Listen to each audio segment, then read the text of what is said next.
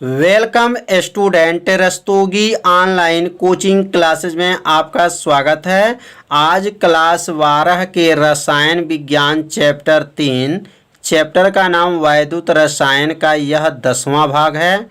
इसके पिछले भाग यदि आप नहीं देखे हैं तो प्लेलिस्ट में ऑल वीडियो है, वहां से जाकर के उस वीडियो को देख सकते हैं। तो पिछले भाग में हम लोग पढ़े थे कि सांद्रता सेल क्या है, सांद्रता सेल कितने प्रकार के होते हैं।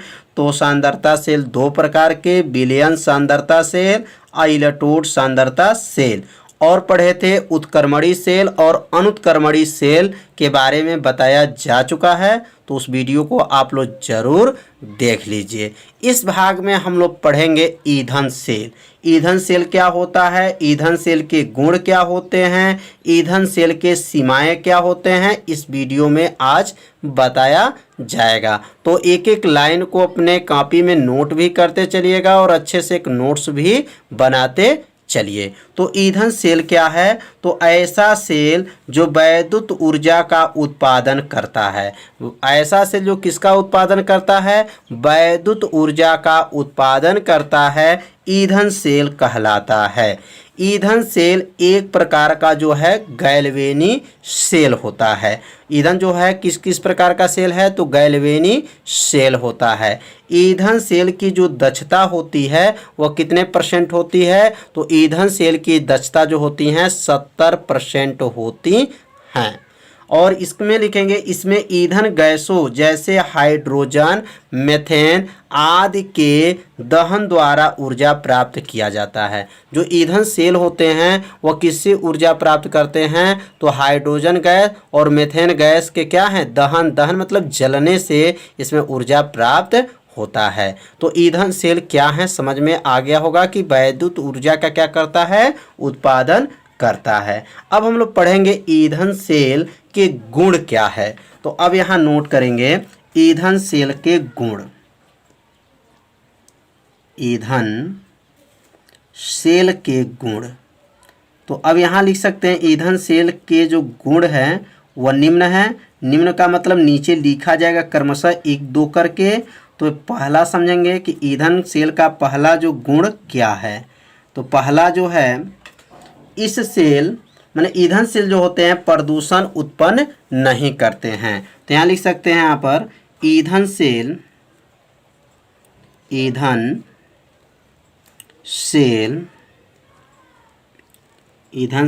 प्रदूषण, ईंधन सेल क्या होते हैं, प्रदूषण नहीं करता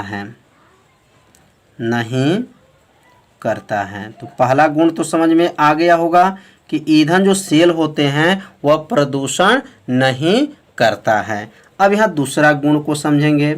दूसरा गुण क्या है, तो लिखेंगे ईंधन सेल की जो दक्षता होती है वह अधिक होती है। तो यहाँ लिखेंगे ईंधन सेल की दक्षता, ईंधन सेल की दक्षता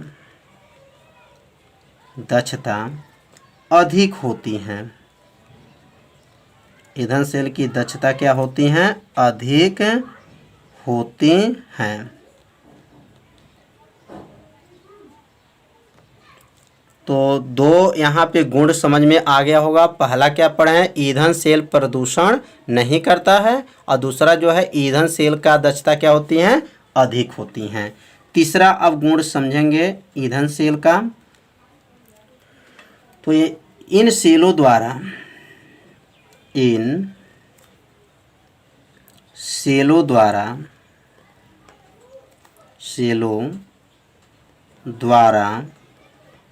लगातार ऊर्जा प्राप्त की जा सकती है। लगातार क्या, ऊर्जा प्राप्त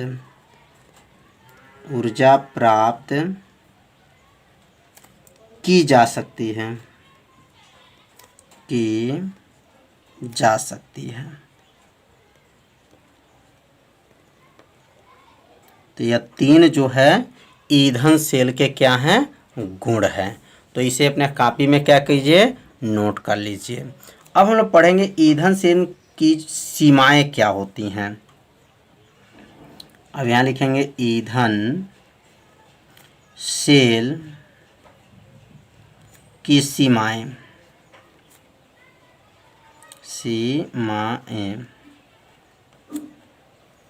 तो ईंधन सेल की जो सीमाएं हैं ये भी क्या है, निम्न हैं।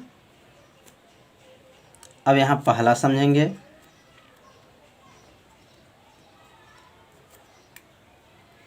गैसी ईंधनों का, पहला है गैसी ईंधनों को, गैसी ईंधनों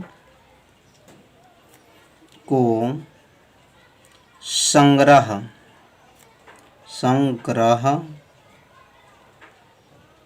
करना कठिन होता है, करना कठिन होता है। तो पहला सीमा क्या है, ईंधन सेल की पहली सीमाएं क्या हैं, जो गैसी ईंधनों का क्या करना, संग्रह करना क्या है, कठिन होता है।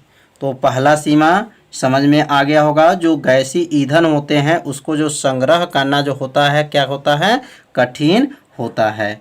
अब यहाँ समझेंगे दूसरा इसकी सीमाएं क्या हैं। इस ईंधन में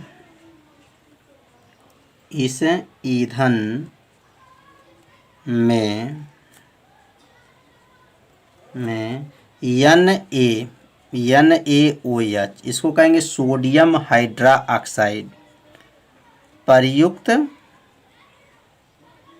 होता है। तो इस ईंधन में क्या प्रयुक्त होता है, सोडियम हाइड्रोक्साइड। इसे कास्टिक सोडा भी कहा जाता है। कास्टिक सोडा का भी सूत्र यही है, NaOH। अब तीसरा जो है, ईंधन सेलों में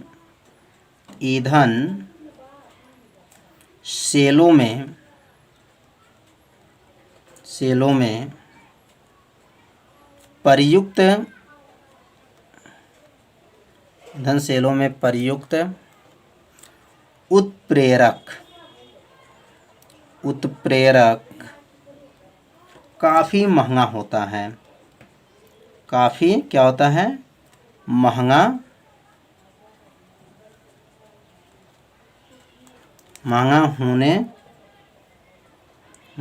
होने के कारण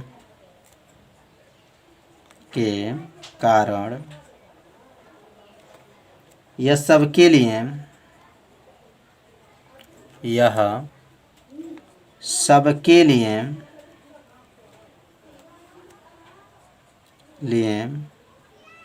सुलभ नहीं होता है,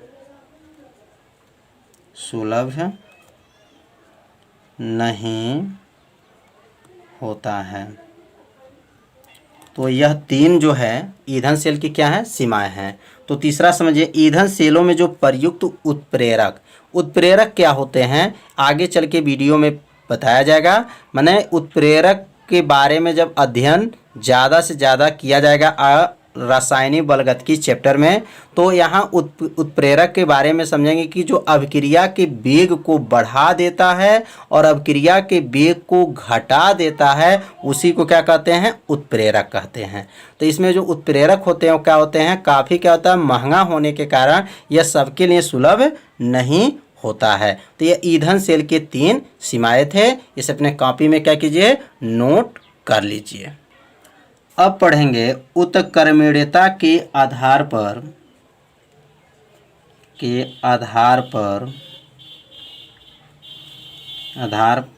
सेल के प्रकार।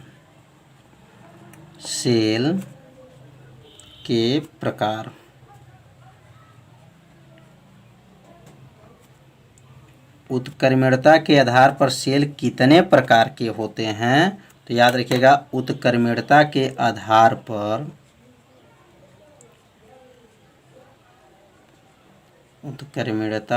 आधार पर सेल जो हैं दो प्रकार के होते हैं।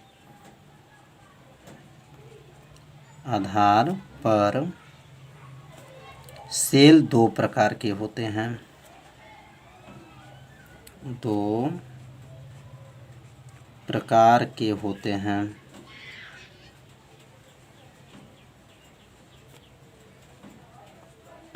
तो उत्क्रमणिकता के आधार पर सेल कितने प्रकार के? 2 प्रकार के होते हैं। अब पहला सेल का क्या नाम है? पहला सेल याद रखेंगे, पहला सेल का नाम प्राथमिक सेल और दूसरा सेल का नाम है द्वितीयक सेल। तो यहाँ लिखेंगे अब प्राथमिक सेल, प्राथमिक सेल, और इसमें लिखेंगे द्वितीयक सेल, द्वितीयक सेल। अब पढ़ेंगे प्राथमिक सेल क्या होता है और द्वितीयक सेल क्या होता है। तो यहाँ लिखेंगे प्राथमिक सेल, प्राथमिक सेल। तो प्राथमिक सेल का अगर परिभाषा आपको याद हो गया तो समझिए द्वितीयक सेल का भी परिभाषा आपको क्या होगा? याद हो जाएगा। बस थोड़ा सा ध्यान देंगे। तो वे सेल जो पुनः चार्ज नहीं किए जा सकते, ऐसे सेल को प्राथमिक सेल कहते हैं। कितना आसान है। तो यहाँ उत्तर लिखेंगे वे सेल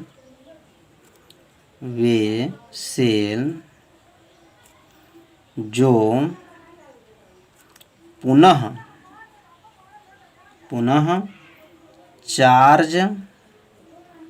चार्ज नहीं किए जाते हैं, नहीं किए जा सकते हैं, ऐसे सेल को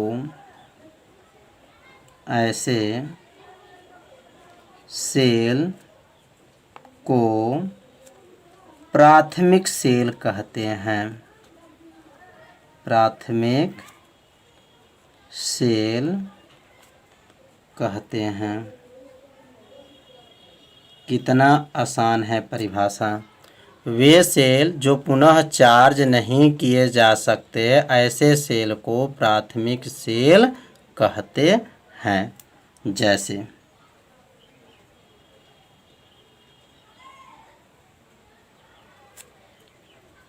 अब यहाँ पहला जो है शुष्क सेल। जैसे कौन कौन सेल हैं? तो शुष्क सेल है, लैक्लासे सेल, लैक्लासे सेल,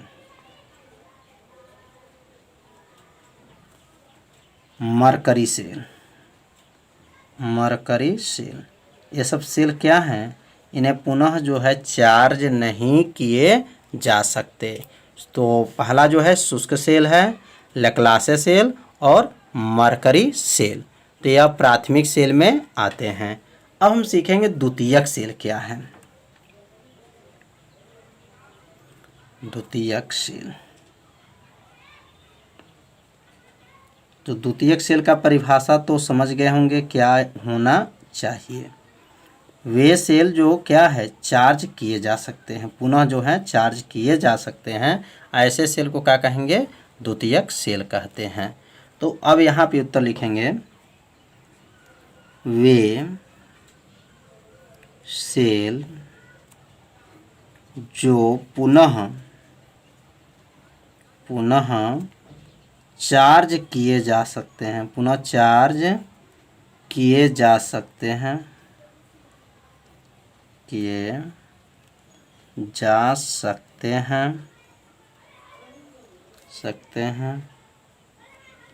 ऐसे सेल को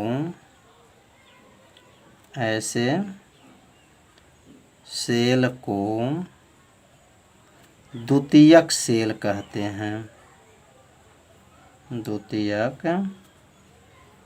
सेल कहते हैं। कितना आसान है। वे सेल जो पुनः चार्ज किए जा सकते हैं, ऐसे सेल को द्वितीयक सेल कहते हैं। जैसे क्या है? जैसे अब यहाँ नोट करेंगे। जैसे पहला जो है सीसा संचायक सेल, सीसा संचायक सेल, सीसा संचायक सेल। इसे क्या किया जा सकता है? पुनः चार्ज किया जा सकता है। दूसरा है निकेल निकेल, कैडमियम,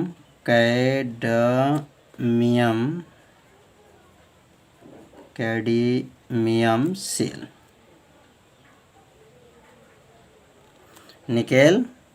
निकेल जो होता है निकैल, कैडमियम सेल होता है।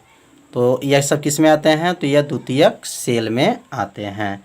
तो समझ में आ रहा होगा कि उत्क्रमणीयता के आधार पर सेल कितने प्रकार के बताया गया? 2 प्रकार, प्राथमिक सेल और द्वितीयक सेल। तो परिभाषा को अपने कॉपी में क्या कीजिए? नोट करते भी चलिए। अब पढ़ेंगे धारा दक्षता क्या होता है। धारा दक्षता की परिभाषा समझेंगे। धारा दक्षता,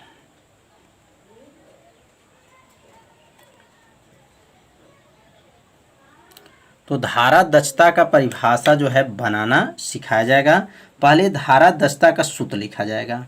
तो धारा दक्षता का सूत्र क्या होता है? धारा दक्षता बराबर होता है, याद रखिएगा, वास्तविक, क्या होता है? वास्तविक प्राप्ति। क्या लिखेंगे? वास्तविक प्राप्ति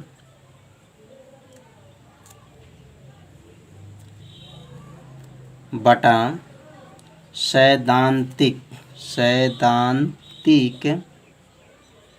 प्राप्ति। अब इसी सूत्र से धारा जो दक्षता का परिभाषा बना सकते हैं। तो इस सूत्र को पहले अपने कॉपी में नोट कर लीजिए। अब इसी सूत्र से हम लोग इसको परिभाषा कैसे बनाएंगे, अब इसके नीचे परिभाषा को लिख सकते हैं। बस थोड़ा सा आपका ध्यान इस वीडियो पर दीजिए, आपको पूरा समझ में आ जाएगा। तो धारा दक्षता क्या है? तो कहेंगे किसी सेल में वैध धारा प्रवाहित किया जाता है। किसी सेल में क्या किया जाता है? धारा प्रवाहित किया जाता है। तो ये वास्तविक प्राप्ति, क्या प्राप्ति? वास्तविक प्राप्ति और सैद्धांतिक प्राप्ति के अनुपात को, ये बटा को अनुपात कहते हैं, कि अनुपात को धारा दक्षता कहते हैं। पहले ऊपर का नाम लिखेंगे वास्तविक प्राप्ति, और क्या कहेंगे? सैद्धांतिक प्राप्ति के अनुपात को धारा दक्षता कहते हैं। कितना आसान परिभाषा है। तो बस इसकी परिभाषा जो है ऊपर का नाम लिखिएगा और नीचे का और अनुपात धारा दक्षता बोल सकते हैं। तो नीचे परिभाषा को लिख सकते हैं, किसी सेल में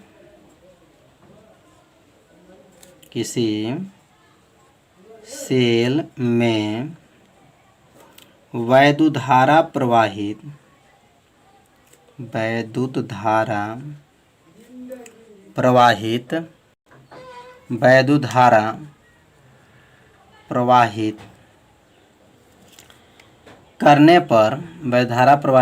करने पर वास्तविक, ध्यान देंगे, वास्तविक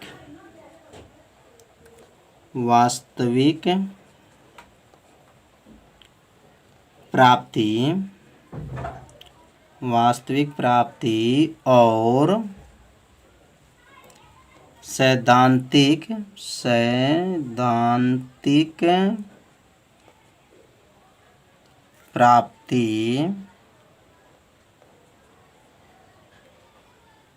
प्राप्ति के अनुपात को क्या कहेंगे? धारा दक्षता कहते हैं। धारा दक्षता कहते हैं। तो कितना आसान है परिभाषा है। तो परिभाषा किससे बना है? तो सूत्र से परिभाषा को बनाया गया है। तो किसी सेल में वैद्युत धारा क्या किएंगे? प्रवाहित करते हैं, या प्रवाहित करने पर जो वास्तविक प्राप्ति, जो अंश में था क्या था? वास्तविक प्राप्ति था, और सैद्धांतिक प्राप्ति के अनुपात को क्या कहते हैं? धारा दक्षता कहते हैं। यह मात्रकहीन और मात्रकहीन राशि, मतलब इसका मात्रक नहीं होता है, क्योंकि वास्तविक प्राप्ति और सैद्धांतिक प्राप्ति दोनों का जब मात्रक रखा जाएगा तो दोनों मात्रक कट जाएगा, तो यह मात्रक हीन राशि है। तो समझ में आ गया होगा। तो आज का पढ़ाई जो है हम लोग क्या पढ़े हैं, तो हम लोग पढ़े हैं आज की पढ़ाई में ईंधन सेल और ईंधन सेल के जो हमारे गुण हैं और इसकी सीमाएं हैं और उत्कीर्णता के आधार पर सेल के प्रकार पढ़े हैं। तो आज का पढ़ाई इतना ही रहेगा। तो आज जो है यदि आप मेरे चैनल पे जो है पहली बार यदि आज आए हैं तो मेरे चैनल को क्या कीजिए, सब्सक्राइब कर लीजिए, बेल आइकन घंटी को ऑप्शन को भी ओके कर लीजिए, जिससे कोई भी वीडियो को अपलोड किया जाए तो उसका मैसेज तुरंत आपके पास पहुंच जाए। तो एक अच्छे से आप लोग नोट्स को तैयार करते चलिए। तो कल शाम को 7 बजे मिलेंगे, तब तक के लिए नमस्कार।